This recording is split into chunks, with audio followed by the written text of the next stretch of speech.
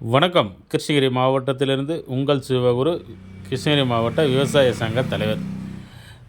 தற்போது நம்ம பார்த்து கொண்டு இருக்கிறது என்னன்னா, முள் சீத்தா. முள் சீத்தானா இது எங்கே நாங்க கொண்டு வந்தோன்னா, 2024ல பெங்களூர்ல அசரக்கட்டாவுல ஐஎச்ஆர்ல நடந்த தேசிய தோட்டக்கலை கண்காட்சியில தான் இந்த செடிய வந்து நாங்க வாங்கிட்டு வந்தோம். பொதுவா பாருங்க ஒரு 2 வருஷம் தான் இந்த செடி வந்து வளர்ந்துட்டுருக்கு. இந்தடைய செடியினுடைய நான் என் கையில பார்த்துட்டு இருக்கிறது அந்த முள் சீத்தா.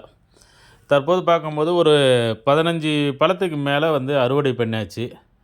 தற்போது இந்த பாருங்க மீதி இருக்கிற காய் தான் நீங்க பார்த்துட்ருக்கீங்க. இது சின்ன சின்ன துளிர்வெல்லாம் வந்துட்டுருக்கு.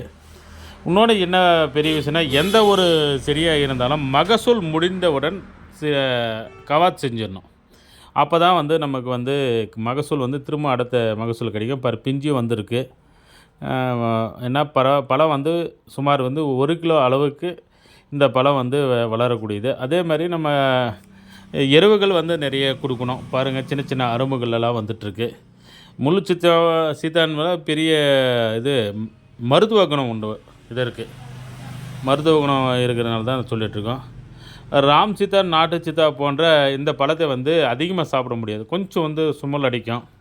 கொஞ்சம் நாறு பசை மாரி இருக்கும் இது பழம். ராம் சீதாவெல்லாம் பார்த்தீங்கன்னா வச்சுக்கங்களேன், வெறும் சதையா இருக்கும். சாப்பிட்றதுக்கு கொஞ்சம் சுவையா இருக்கும். அந்தவுடைய நம்ம நாட்டு சீத்தா அது ஒரு சுவையா இருக்கும். அத கம்பேர் பண்ணும்போது இது வந்து கொஞ்சம் இதா இருக்கும். இதில வந்து பாருங்க இந்த நோய் வெள்ளை நோய் கொஞ்சம் வந்து உட்காரும். அதே மாரி வந்து இது நிறைய ஏற்கனவே சொல்லியிருக்கேன். மருத்துவ குணம் உண்டு. கேன்சருக்கு வந்து க்யூர் பண்ற அளவுக்கு இந்த மருத்துவம் உண்டு. அந்த இலைக்கு, பட்டைக்கு எல்லாத்துக்கும் இது வந்து மருத்துவ குணம் கொண்டது தான் இது. நம்மாழ்வார் சொல்வதைப் போல வீட்டிற்கு ஒரு 7, 8 பழ வகை செடியாவது கண்டிப்பா இருந்தா, நம்ம ஆண்டு முழுவதும் பழம் வந்து சாப்பிட்டு கொண்டே இருக்கலாம். அதே மாரி இருந்தாலும் அளவுக்கு மிஞ்சினால் அமிர்தமும் நஞ்சும். அளவுக்கு மீறியும் சாப்பிடக்கூடாது, நரம்பு தளர்ச்சின்னு சொல்லிட்டுருக்காங்க.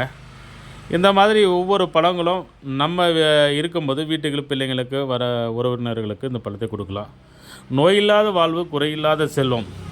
முடிந்த வரைக்கும் நம்ம இடத்தை சேமித்து நிறைய பழ வகைகளை நடுங்க.